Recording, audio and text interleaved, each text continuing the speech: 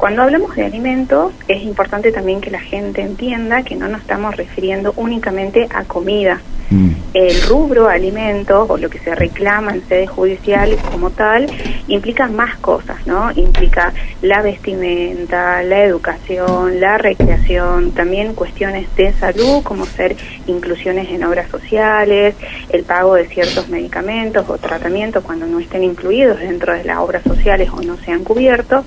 Es decir que cuando hablamos de alimentos estamos hablando de todos estos rubros, porque los alimentos son un derecho básico, elemental, que tiene toda persona, pero cobra más importancia cuando estamos hablando de niños por su vulnerabilidad. O sea, los niños no pueden procurarse por sí el alimento, entonces dependen de que los padres puedan cubrir sus necesidades en este sentido. Entonces, eso sí es importante tenerlo en claro, sobre todo porque se da mucho en la práctica que algunos progenitores piensan que únicamente cubriendo algunos aspectos de comida o de alimentación satisfacen esa necesidad, y en realidad se tienen que contemplar todas estas otras necesidades para partir en base a esa aclaración.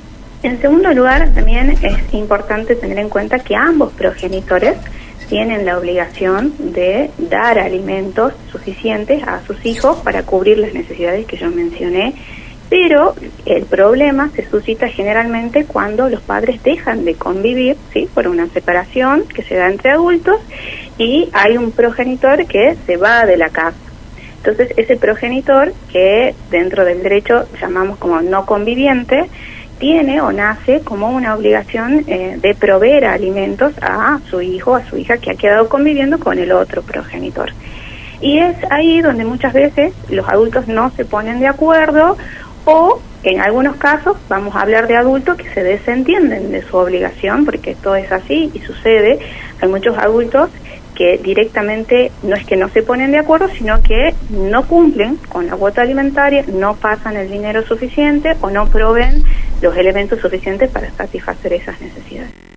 Para poder merituar cuánto debe ser la cuota que debe pasar un progenitor o una progenitora, en este caso sí se tienen en cuenta diferentes aspectos. El primero de ellos son las necesidades reales que tenga ese niño, ¿no? Es lo que yo decía, no solo alimentación, educación, salud.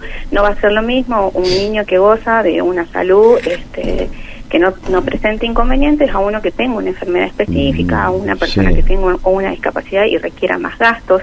Se meritúa todas estas necesidades puntuales, pero también se meritúa la situación económica del alimentante. Eso no se deja de lado o no debería dejarse de lado.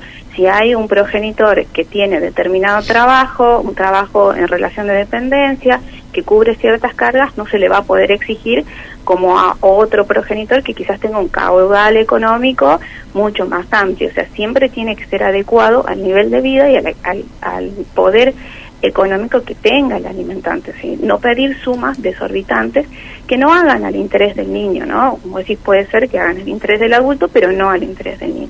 Hay una situación de crisis que no se puede negar y que la litigiosidad aumenta en estos casos, y es importante que como adultos seamos responsables sobre las peticiones que hacemos y que las peticiones que hacemos realmente tiendan a satisfacer las necesidades de los hijos y de los niños que tenemos a cargo.